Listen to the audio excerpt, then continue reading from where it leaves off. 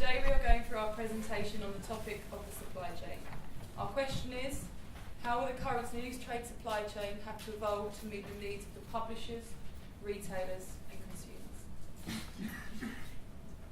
My name is Victoria Lawman and I'm an Assistant Distribution Manager for Newsprinters. My name is Andrew Meeking, I'm Tesco Business Unit Manager for Smith's News. My name is Adam Jones and I'm an Operations Manager at Mentis Distribution. My name is Jenna Sains and I'm the Account Manager at Intermedia. What has changed in our supply chain?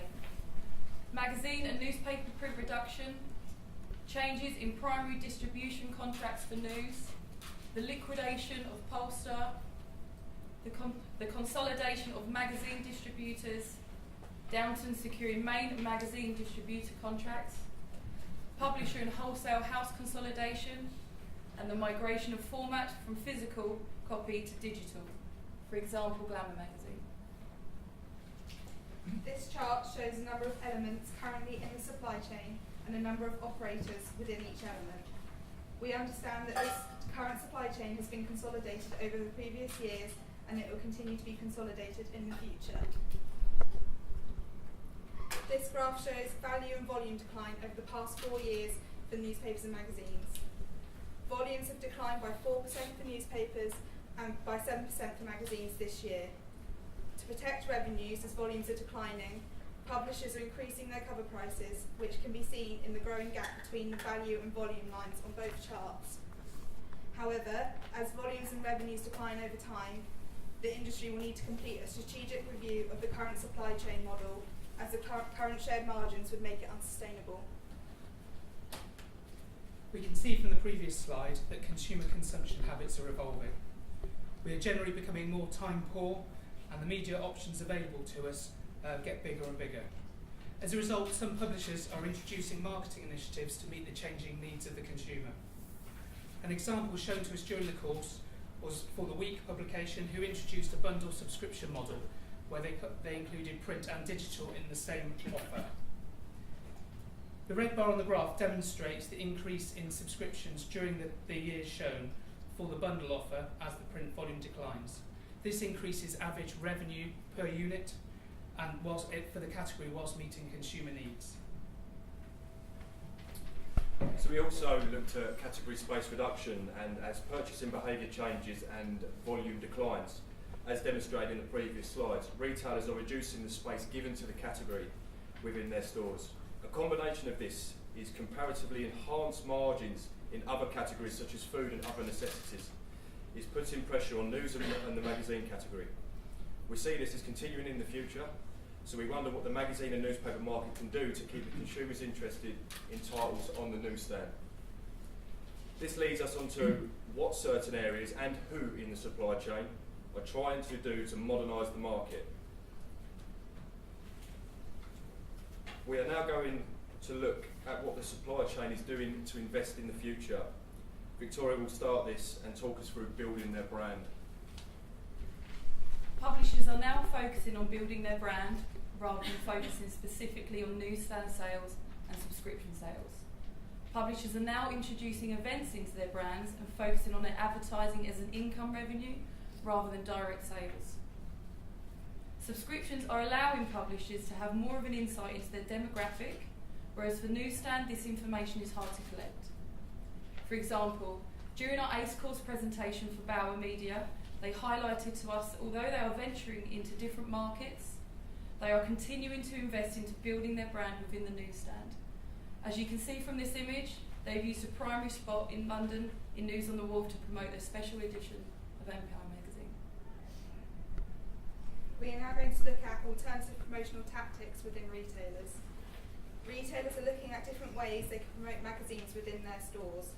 One idea that was presented to us during the ACE Empower course was from Four, who showed us that they are placing magazine titles near other products which the titles relate to. For example, they would place children's magazines within the toys category within the store. However, this proves to be difficult due to lack of store compliance and lack of feedback from the stores. For added value, magazines and newspapers are pairing together their product with another consumer product to add value to the purchase. This drives loyalty to the product and their newsstand sales. Publishers are also using voucher codes for consumers to redeem promotional offers. This facilitates a direct conversation with the consumer and may lead to increased sales depending on what product the voucher is for. Looking further into the future, another potential category evolution that could meet industry needs is print on demand. This would have a disruptive impact on the current route to market, but could be one of the pillars to support category sustainability for the future. Print on demand will deliver better efficiencies for publishers, improving profitability and reducing the level of unsolds, whilst retail would benefit from reduced complexity and risk with broadening their title offer. This could improve revenues without the need for additional category space. It will provide consumers with better access and choice to niche titles, including language variants. Consideration would need to be given to the shared margin across the supply chain for this solution, in addition to the potential impact on cover price and quality. The solution is some way off, but it's clear that looking forward, the contribution that physical copy makes to the category will change as the demand continues to reduce. As a result, we believe that as an industry, we need a strategic review of the current supply chain to make it fit for the future. So we carried out some research with independent retailers regarding how the supply chain needs to evolve for them. Firstly, retailers believe that newspaper sales are generated by creatures of habit, and with supplies gradually becoming later and later over recent years, they have had to witness loss of sale due to late deliveries, which begs the question for them, at times do delivery times outweigh editorial content? Based on retailer opinion of home news delivery, it seems to be becoming less cost effective to continue this service due to struggles of employment and late deliveries. Could retailers collecting supplies from wholesale become a viable option for the future of HND in an attempt to alleviate the pressures of late deliveries? Based on discussions regarding carriage service charge as well, it became very apparent that in locations within the UK where deliveries are received from more than one wholesaler, the carriage service charges impact profitability and in some instances lead to retailers making a loss from that category. Retailers may still decide to retain the news category even if it is loss-making due to the footfall that it drives and the incremental purchases. So moving on to look at retailer category sustainability, there are continued pressures on category space driven by reduced profit per square foot. To be sustainable for the medium and long term, either sales and profits need to increase and/or costs need to be reduced. There are a number of strategies and tactics that could be implemented to achieve this aim. If we look at the sales driving tactics, store-specific ranging, which we start to see implemented in some retailers, could be an opportunity to drive sales by meeting the needs of consumers locally. Another opportunity is better copy allocation, where we make sure that availability is better throughout the life cycle of the title. Looking more on cost reduction activities, store simplification, where we take out the complexities of the category and make it simpler for retailers to manage the offer, allowing them to reduce the number of labour or the amount of labour hours that are associated to the category. And I guess more controversially, moving to scan-based trading, where retailers just pay for what goes through the till, and we take out all the costs of processing the product through the supply chain, or through the retail part of the supply chain. What's clear, I think, is a differentiated service offer may be required for the future, where we look at EPOS retailers having one offer, HND retailers having something slightly different, and the independent channel having a third model.